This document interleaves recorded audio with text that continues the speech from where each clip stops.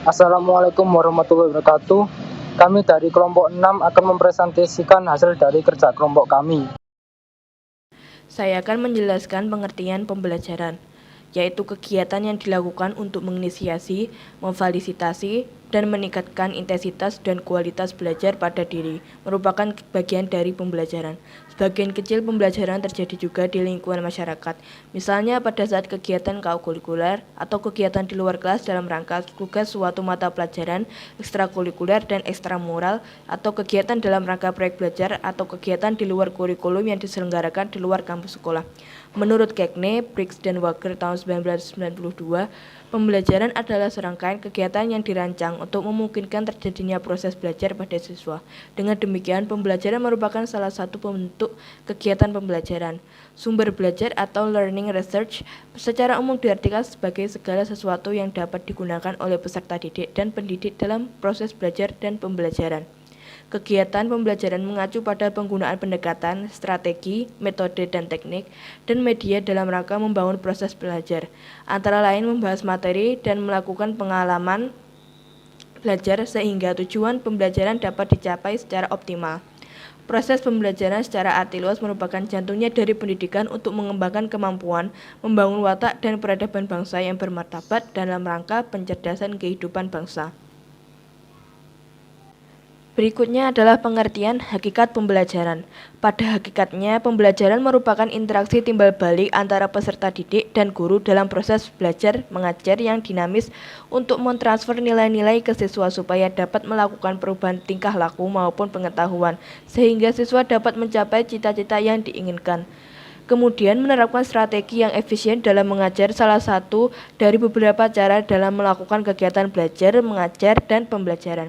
Strategi yang dimaksud ialah bagaimana cara tenaga pendidik mampu merealisasikan pembelajaran dengan seefisien dan seefektif mungkin agar dapat diterima dengan baik oleh peserta didik. Dengan strategi yang sudah direncanakan, maka bagaimana cara mengeksekusinya dengan berbagai cara. Dengan demikian, maka analisa terhadap peserta didik terlebih dahulu sangat dibutuhkan dan sangat penting untuk dilakukan. Karena dengan tenaga pendidik melakukan try and error terhadap peserta didik yang berlandaskan analisa, maka tenaga pendidik dapat menentukan bagaimana cara menerapkan strategi dalam belajar yang dimana peserta didik merasa nyaman atas treatment atau metode yang diterapkan. Kemudian saya akan menjelaskan tentang strategi yang digunakan. Strategi yang digunakan ialah dengan cara berdiskusi secara aktif dengan akhiran mengulas kembali materi yang telah disampaikan oleh tenaga pendidik itu sendiri. Dengan metode seperti itu, maka diharapkan pemahaman peserta didik terhadap materi yang telah disampaikan dan yang telah dijelaskan oleh tenaga pendidik tersebut dapat bersifat objektif. Penilaian yang diterapkan berdasarkan target yang telah ditetapkan berlandaskan materi yang telah disampaikan. Dengan begitu, peserta didik mampu untuk menyelesaikan tugas yang diberikan guna untuk mencapai target yang telah ditetapkan. Selanjutnya, menurut Samani, diskusi adalah pertukaran pikiran antara dua orang atau lebih yang bertujuan untuk memperoleh kesamaan pandangan terhadap suatu masalah. Maka diskusi dengan akhiran mengulas kembali masalah yang terjadi merupakan metode pembelajaran yang di dalamnya terdapat perbincangan yang bertujuan antara dua individu ataupun lainnya yang terwujudkan dalam suatu permasalahan sehingga menghasilkan pemikiran yang baru. Kemudian strategi dapat dibedakan menjadi dua, yakni strategi aktif dan pasif. Setelah metode atau strategi yang telah direncanakan dan sudah ditetapkan, maka dalam kegiatan belajar mengajar pun digolongkan menjadi dua bagian, yang dimana keduanya ini sangat berpengaruh penting dalam belajar mengajar. Strategi aktif sendiri dapat dikatakan di mana metode yang digunakan berupa kegiatan yang hanya dilakukan satu kali sehari dalam 2 kali pertemuan mata pelajaran yang telah diajarkan. Biasanya metode seperti ini berupa tugas sebagai luaran dari hasil diskusi yang telah dilaksanakan. Metode seperti ini diharapkan memiliki pemahaman yang signifikan dalam melakukan pembelajaran. Selanjutnya yakni strategi pasif. Metode ini berkontribusi banyak dalam mempengaruhi kegiatan belajar mengajar yang sedang berlangsung. Dalam artian, strategi atau metode pasif ini berlaku setiap pertemuan mata pelajaran, seperti membaca atau mendengarkan yang dilangsungkan berdiskusi, sangat berdampak pada daya ingat dengan jangka panjang. Kemudian ada aspek pembelajaran, adalah ranah yang mencakup kegiatan mental. Ranah kognitif ini dibagi menjadi 6. Yang pertama, pengetahuan, yaitu merupakan kemampuan yang menuntut peserta didik untuk dapat mengenali, mengingat, memanggil kembali tentang adanya konsep, prinsip, fakta, ide, rumus-rumus, istilah, nama dengan pengetahuan. Siswa dituntut untuk dapat mengenali atau mengetahui adanya konsep, fakta, istilah-istilah, dan sebagainya tanpa harus mengerti atau dapat menggunakannya. Kemudian yang kedua adalah pemahaman, yaitu kemampuan yang menuntut peserta didik untuk memahami atau mengerti tentang materi pelajaran yang disampaikan guru dan dapat memanfaatkannya tanpa harus menghubungkannya dengan hal-hal lain.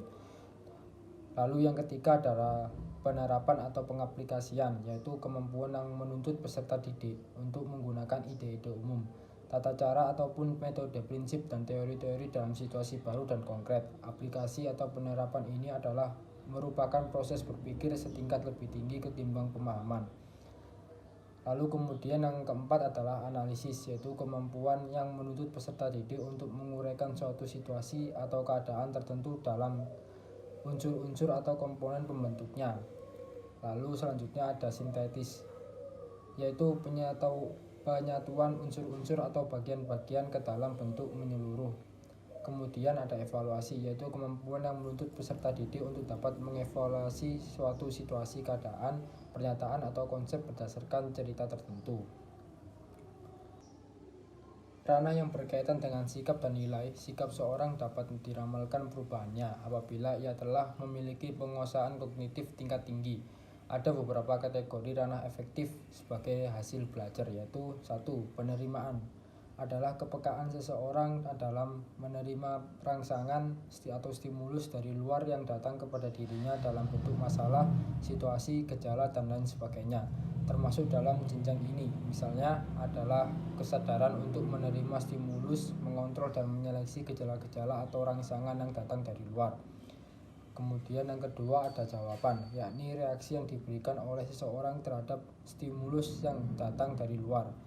Kemudian penilaian, menilai atau menghargai artinya memberikan nilai atau memberikan penghargaan terhadap sesuatu kegiatan atau objek, sehingga apabila kegiatan itu tidak dikerjakan, dirasakan akan membawa kerugian atau penyesalan. Kemudian ada organisasi, mencangkup kemampuan untuk membentuk suatu sistem nilai sebagai pedoman dan pegangan dalam kehidupan yang dinyatakan dalam pembangunan suatu perangkat nilai.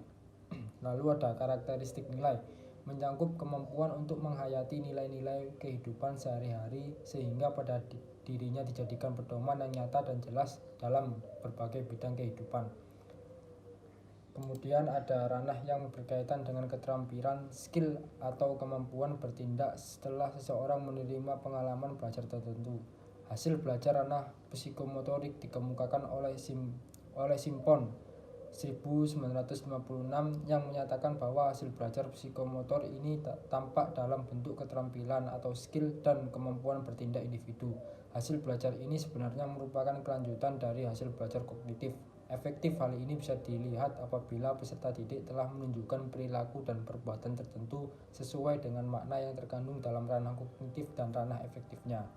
Sekian penjelasan dari kelompok kami.